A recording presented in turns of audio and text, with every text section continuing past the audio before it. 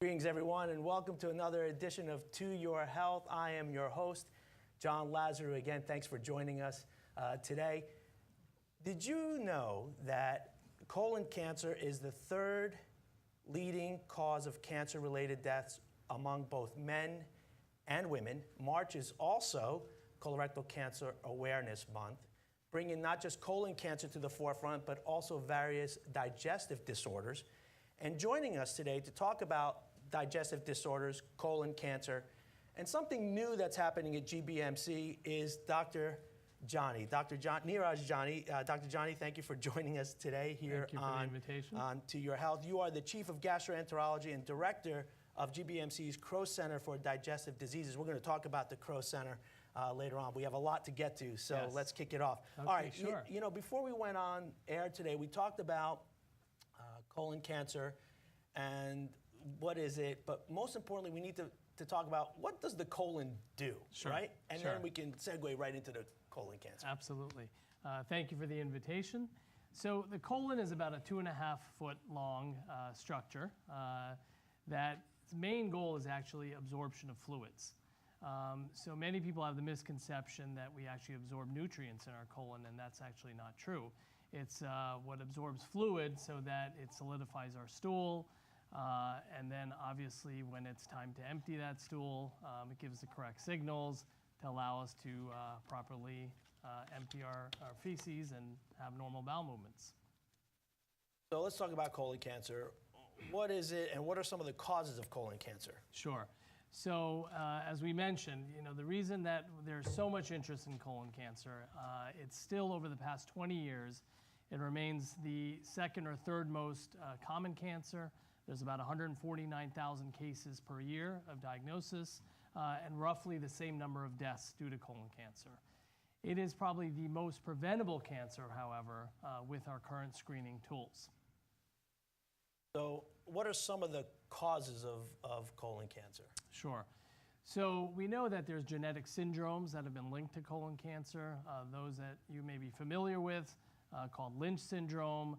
There's another syndrome called familial adenomatous polyposis syndrome, and a variety of other genetic syndromes.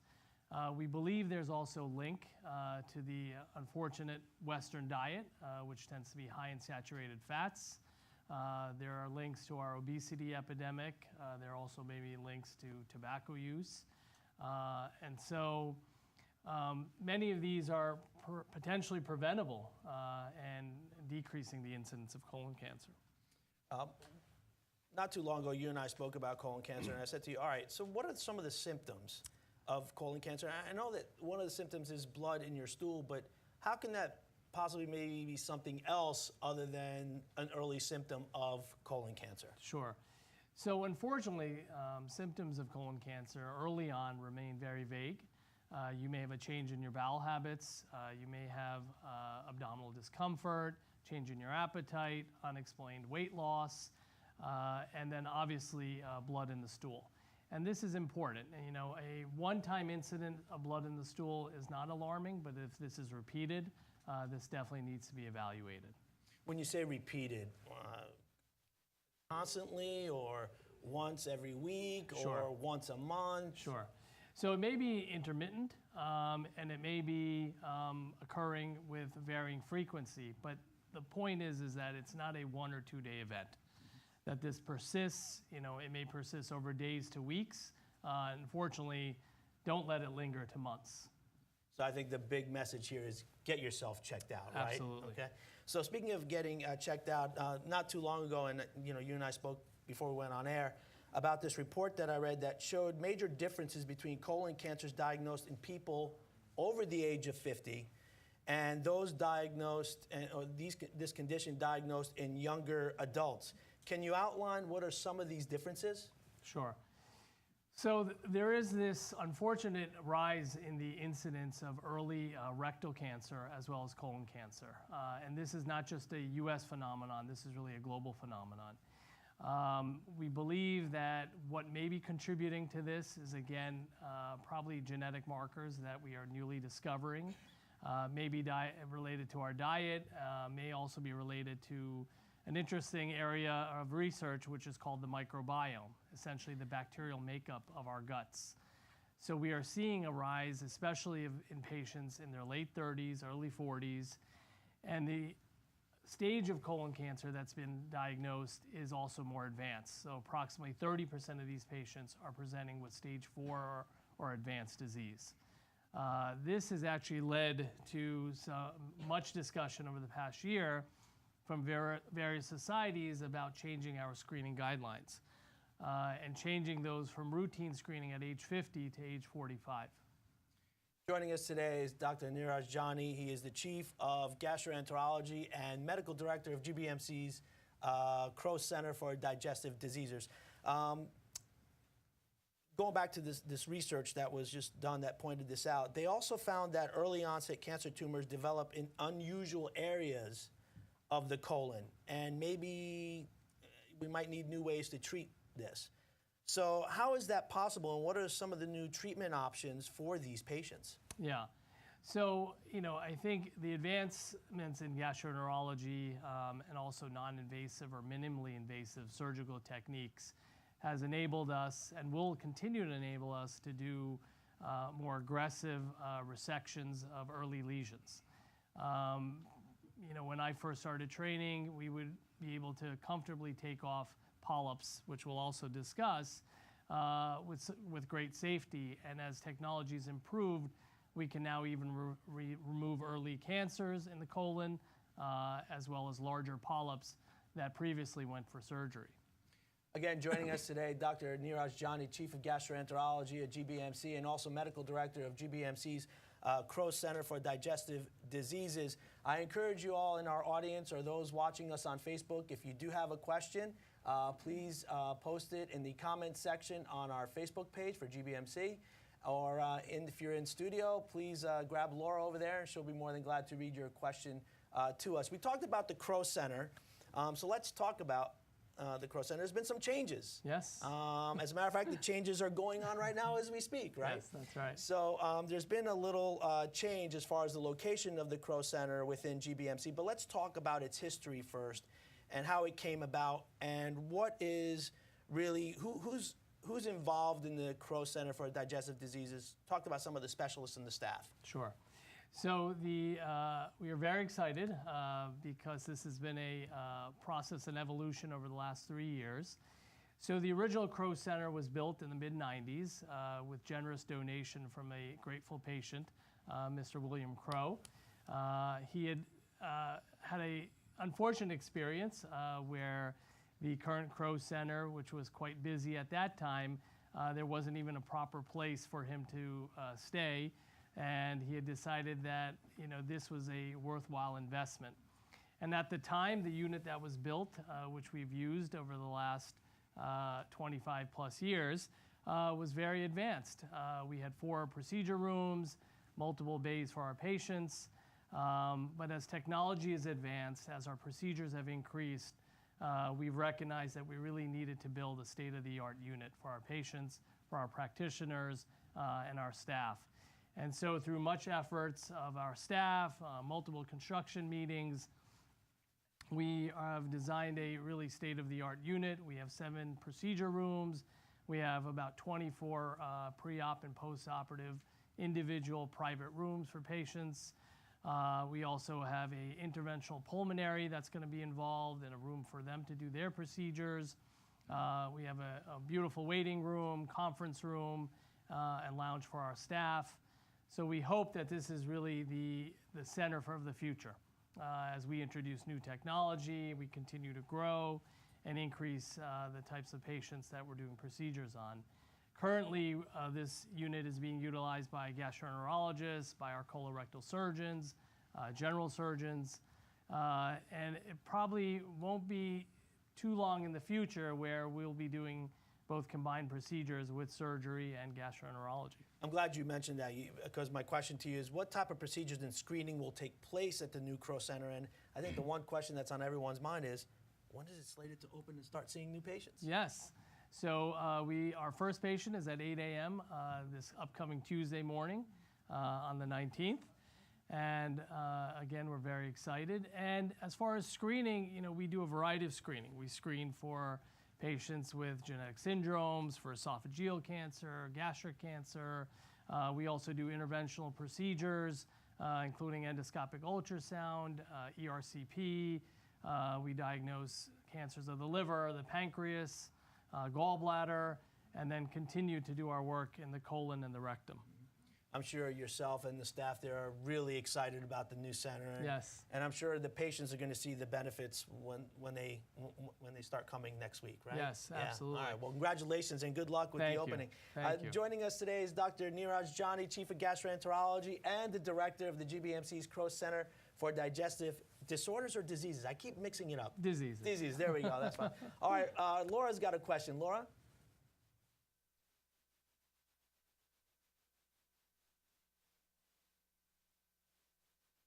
All right, just shout it out. Okay, yeah. So what is the significance of finding polyps in a colonoscopy? And, whoa, okay. Start from the okay, beginning. I'll start again. So what is the significance of finding polyps in a colonoscopy, and does that mean that I could get cancer in the future? That's a great question. So, we learned about 20, 25 years ago that the origin of colon cancer starts with a polyp. So what is a polyp? It is an abnormal growth of tissue and there's a variety of polyps in the colon. But we know that this is definitely the precursor lesion. The reason that colonoscopy is so effective is when we identify these polyps and we remove it, we've eliminated that risk of turning into cancer. Now, overall, we then put patients in a quicker screening protocol. So depending on the type of polyp and its pathology, those patients may need screening sooner than the current normal guidelines. So in essence, it does prevent, we hope, the progression to cancer, but we know that that polyp that we removed will never turn into cancer now. So there we go. We have another question. This is actually from me. So my dad had colon cancer a couple years ago, and I'm 24. I've heard that that means I have a higher risk. When should I start screening as opposed to someone who's older? Sure. So depending on when your father was diagnosed, at what age, the recommendation is 10 years prior to when your father was diagnosed. So if he was diagnosed at, let's say, 54, you should start screening at age 44. It does, having a first-degree relative, so your father, mother, brother, sister, does put you at an increased risk. Having a second-degree relative, so your grandfather, grandmother, and aunt, may put you at slightly increased risk, but really doesn't change the screening guidelines. As we mentioned in the opening, there's such a focus this month on colon cancer because it is Colon Cancer Awareness Month, but there's other issues that we talked about, and that was digestive disorders. And I guess, if you look at digestive disorders, you say, all right, it's got to be the upper and lower GI tract, right? And then maybe from the esophagus and the stomach to the intestines and the colon. Man, that's a lot of landscape, right? Yeah. So that's a lot. So tell me, what are the top maybe 3 or 4 digestive disorders you see as a physician with the Crow Center? Yeah, so the most common things we see. So first is gastroesophageal reflux disease. That comprises about 25% of the patients we see. As many of you know, there's a lot of information in the literature and also in the mass media about our medications that have gotten a lot of press, so the Prilosec and the Nexiums. But reflux is a very common disease. Again, very linked to probably our diets and our obesity epidemic. So that's very frequent. Second is inflammatory bowel disease. So we are very proud at GBMC. We have an inflammatory bowel disease center where we take care of patients with Crohn's disease and ulcerative colitis. And tied into this, we have nutrition services, behavioral health, and an infusion center as well. So this is a growing population of patients we're also seeing. And then the third most common, I would say, is irritable bowel syndrome.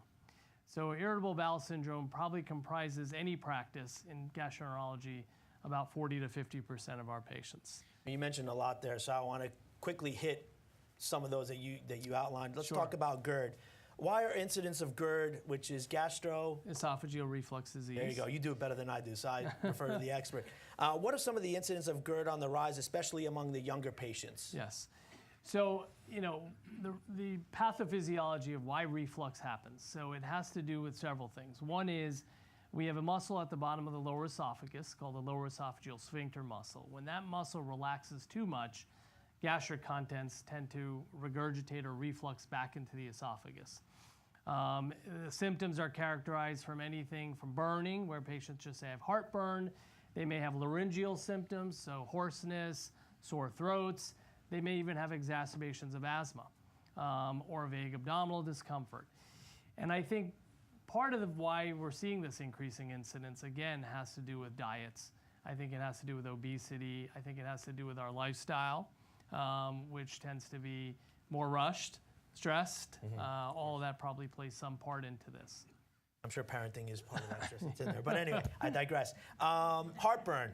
Let's talk about heartburn. Heartburn is a big deal, and a lot of people say that a medical exam is necessary. Is that true? And if so, why? Well, I think if persistent heartburn occurs, I think a medical exam is necessary. Again, because this can be a clue into other more advanced problems. So the occasional heartburn after eating, spicy foods or Italian food is not uncommon. But if it's persistent heartburn with associated symptoms, such as trouble swallowing, food getting stuck, those need to be evaluated. And I'm going to get to one more before we have another question from our audience. Acid reflux, what is it? How can it be treated? When should you see a physician? I mean, this is pretty good questions. And can you talk about a little bit about the over-the-counter medications that are available when it comes to acid reflux? What are their role, and how often should someone use it? Not just on a day, I'm not talking like once a day. I'm talking for an extended period of time. Yes. These are great questions. So acid reflux is really the medical term. Heartburn tends to be more of the colloquial term, the way we describe it. But really, acid reflux is the actual pathophysiologic term. So that's sort of where gastroesophageal reflux disease comes into it. And disease means that it's more prolonged. As far as the medications, so many of the over-the-counter medications, everything from your Tums and Rolaids to topical preparations like Gaviscon to your Zantacs, Tagamettes, Pepsids, which are called hydrogen blockers, again, are really meant for occasional short-term use. Chronic use of these medications should really be under the supervision of a physician. Now, the medications that have gotten much of the press in the media over the last 5 years are what we call the proton pump inhibitors. So the Prilosec, the Nexium, Prevacid, and those really are the more recent drugs, although have been available for the past 20 years, and really are meant originally to treat ulcer disease. But they've really been sort of extrapolated to more aggressive reflux disease, and again, really should be under the supervision of a physician. Joining us today, Dr. Neeraj Jani, Chief of Gastroenterology at GBMC and also Director of GBMC's Cross Center for Digestive Diseases. Laura, you have a question. Okay, so they're coming in like crazy. So I'm going to combine a few here.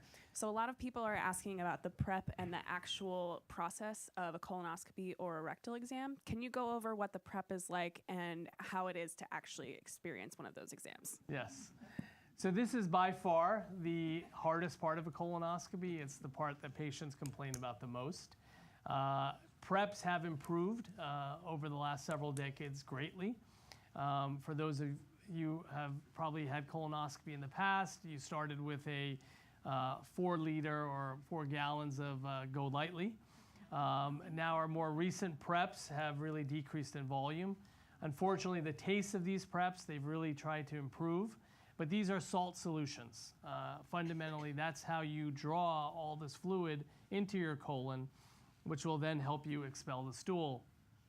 The success of colonoscopy is really a good prep. So without having a near perfect prep, we are limited in our full visualization of the colon. And this is especially important because we have noticed that there are specific polyps, which are very flat polyps that occur more in the ascending colon or the right part of the colon.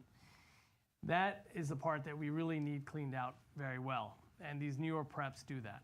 So what's involved in the prep, the other major change is that we now split them. So the night before the procedure, you'll take the first dose of the prep. And one of the common preps that's out now is actually just 6 ounces that you then mix with another 10 ounces of liquid or water. And then the next morning or the morning of your procedure, you'll do the second part of the prep. So by splitting it, one, I think it's more palatable. But we've also noticed that the closer you do that second prep to when your procedure is, the better the clean out is. So as sort of miserable as it is for some patients, I always tell patients it's 1 in 10 years. And if you have a good prep and a good exam, that's really why you're doing this. Dr. Johnny, I want to go back to. Have a question. I'm sorry, Laura. Do you have a question? Yes. Okay, so I had a question come in. What is a hiatal hernia? So a hiatal hernia is when part of the stomach has come in above the diaphragm into your chest. Very common, but when the hernia gets over a certain size, usually greater than 2 centimeters, it will contribute to symptoms such as reflux. It may also contribute to having trouble swallowing or even regurgitation. Actually, we have a question from one of our audience members here up front.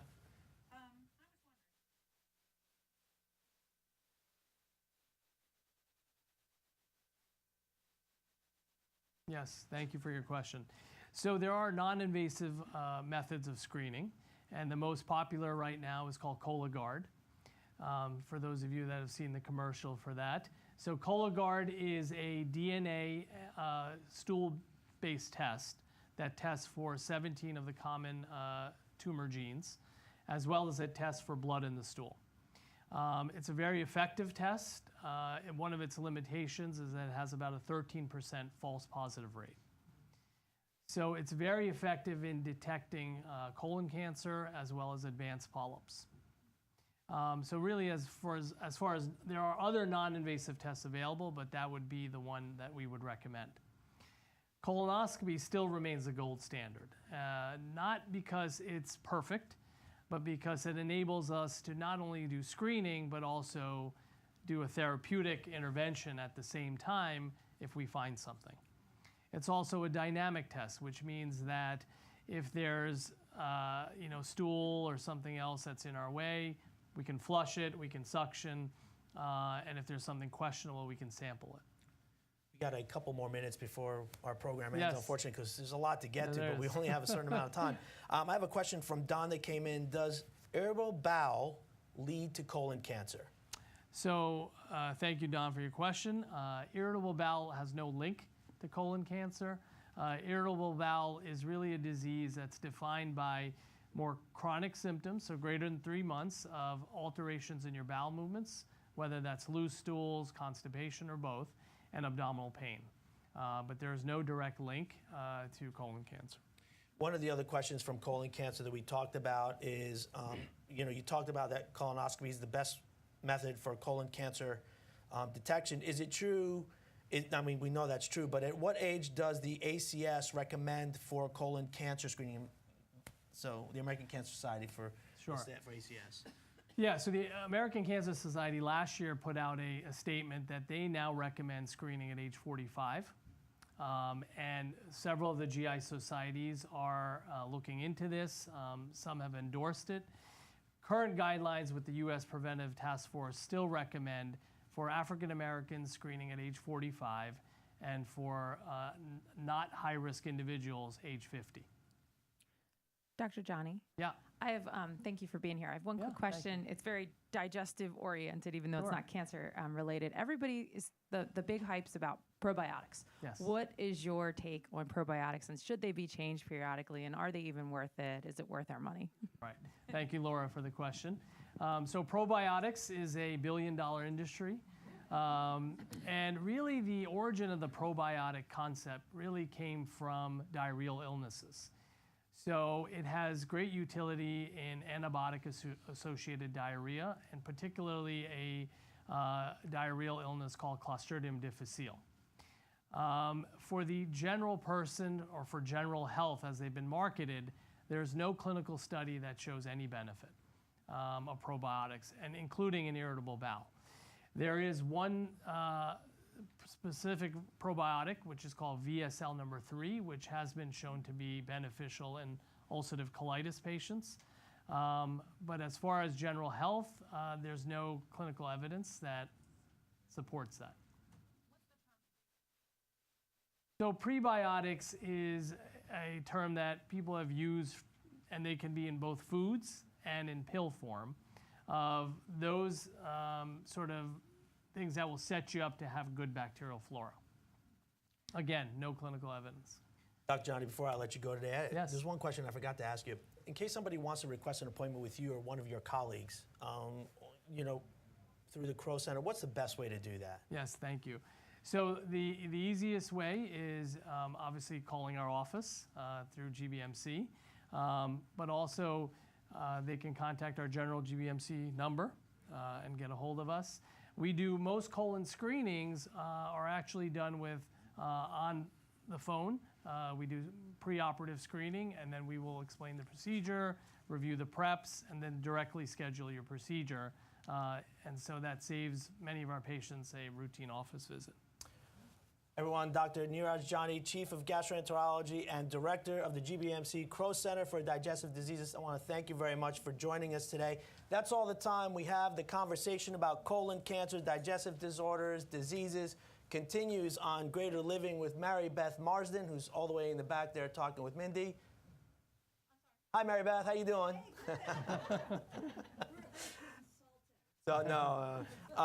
Next month, we're going to talk about head and neck cancers and also vocal disorder issues. So please join us next month here on To Your Health and Greater Living. More information to follow on our Facebook page. So please, look for updates on our Facebook page for GBMC.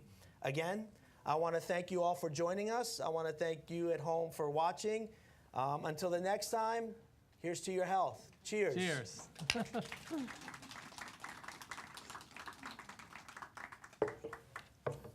right. Nice work. Thank you. Well done. A lot to cover.